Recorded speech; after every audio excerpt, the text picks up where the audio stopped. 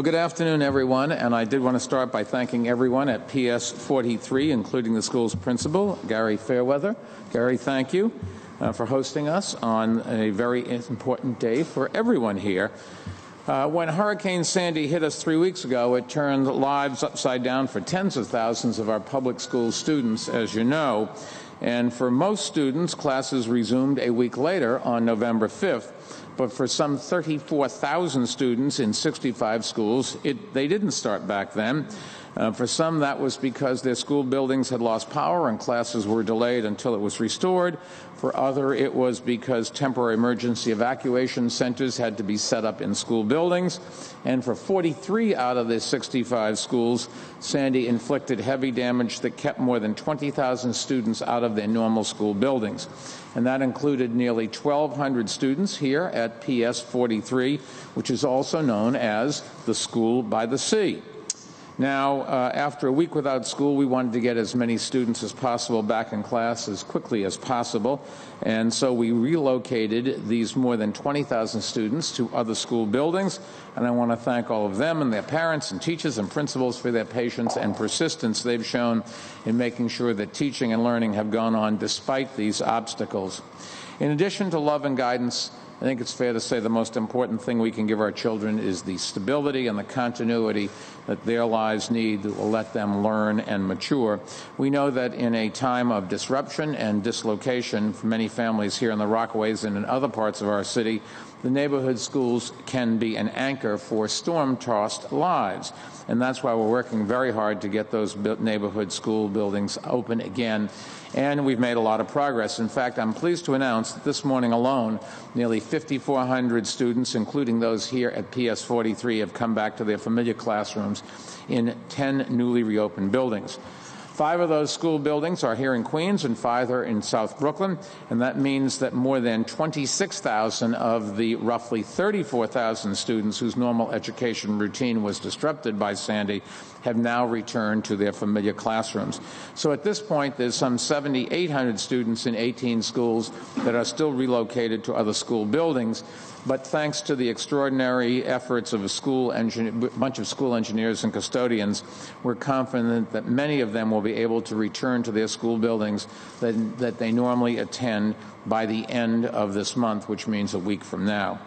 The repairs made here at PS 43 give you some idea of just how hard the Division of School Facilities, which works under the direction of Deputy Chancellor Kathleen Grimm, and the School Construction Authority, represented here today by its president, Lorraine Grillo. Lorraine, thank you. Are working to reopen storm-damaged school buildings. The initial damage assessment that led us to think that this building wouldn't be ready to be opened until November 30th thankfully proved slightly wrong, and we're able to get it back up a little quicker than we had thought. Over the past 3 weeks, crews here have worked literally around the clock.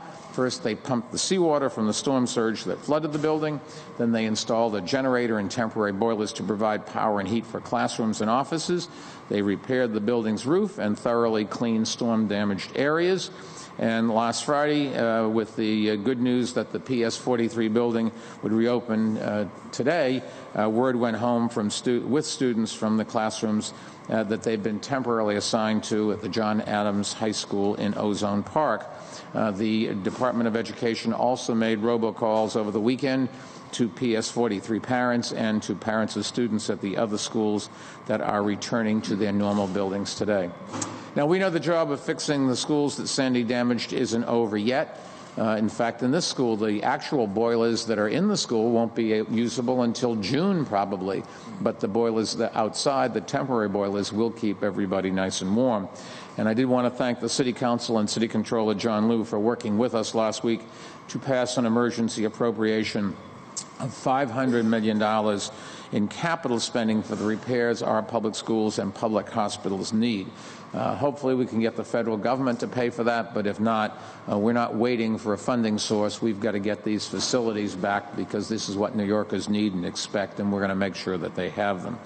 Before turning things over to our next speakers, I also want to take a moment to acknowledge the above and beyond call of duty efforts that have gone into repairing all the schools we reopened during the past 3 weeks. Despite the difficulties repairs crews have faced, a number of schools have, like PS 43, reopened their doors ahead of schedule. Others are expected to reopen ahead of schedule in days ahead, and that's a tribute to the dedication and professionalism of the school custodians, custodial engineers, and others here at other storm-damaged schools. They're among the thousands of New Yorkers who deserve our thanks this Thanksgiving for all that we've done, all that they've done for our city before, during, and now after Hurricane Sandy. In fact, just last Sunday, we took a roughly one-day head count and estimated that there were nearly 20,000 city employees and city-funded contractors working on hurricane relief efforts. And that doesn't include the many thousands of volunteers who've been giving their time to distribute food, water, blankets, and other essential supplies, and who've been helping their neighbors clean up storm damage and start putting their lives back in order. It's going to be a long process, but it's going to get going step by step. That's the way you get things done, and that's exactly what we're doing. And getting more of our neighborhood school buildings, including PS 43, open for class again is one of the biggest of those steps. So on that note, let me ask our school's Chancellor, Dennis Walcott, for his comments on today's great announcement. Dennis? Thank you, Mr. Mayor, and again, thank you for your leadership in allowing us to get to this particular point. This represents my fifth school today visiting with either the mayor or Chancellor Tisch and Commissioner King, whether here in Far Rockaway, Broad Channel, or out in Staten Island. And the one thing that has struck me in each of the visits is just the severe impact that the storm has had, not just on the schools, but the families, the teachers, the principals, people who have suffered tremendous loss, losing their houses, losing valuables, losing their memories. And in talking to the students are really touched. Some of the students in the schools were doing reports about the hurricane. Some were back to business doing their regular Common Core curriculum. But the one thing that I sensed at all the schools is that all of them were happy to be back in their home buildings, back to normalcy, back to a warm building where they can get a meal and really see their friends, see their teachers who they care for tremendously, and their teachers who care for them as well. That's what this is all about, making sure that we're able to open our schools as quickly as possible and doing the repairs.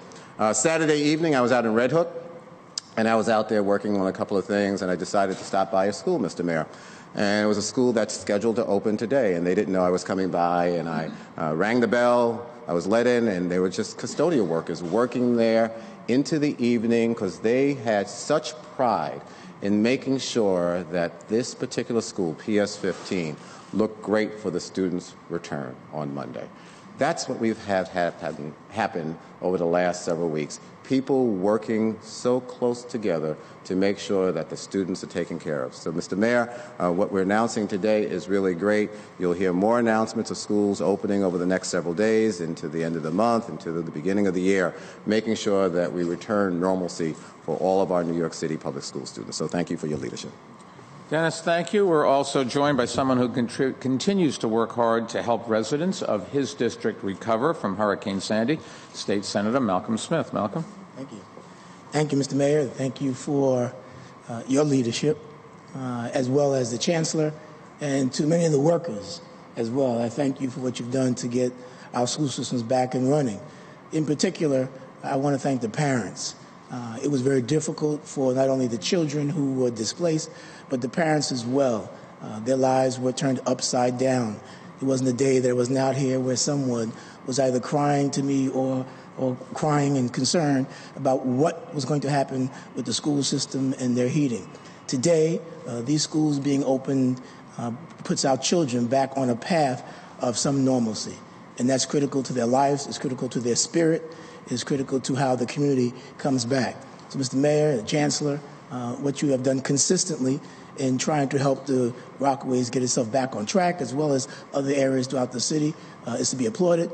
And to the parents, know that we are here for you and we will be here for you, and we will make sure your life gets back to normal. Thank you. Good. Malcolm, and thank you for everything. Queensborough President Helen Marshall was once a school teacher herself, so I'm sure she certainly appreciates just what a big day this is for students and teachers here. Helen? First of all, I want to thank the mayor. I think I've been here every day for the last 7 days with my team, doing what we could do to help out. But he was there, too. In fact, I tried to catch you at one point, but I couldn't. Did I run away? Well, we were in Breezy Point, and the reason we went there is because I heard that you were there. And so I saw two of your men. I asked them, and they said, we don't know, but he's in there someplace. But the mayor was on the spot. And that's a big thing, that our mayor supports this. Many times, people used to tell me about the Rockaways. When I went to the Rockaways, I said, let me tell you, it is the Hamptons West. And they love that, especially this one right here, Malcolm. But, Mayor, thank you for all that you've done, even for today.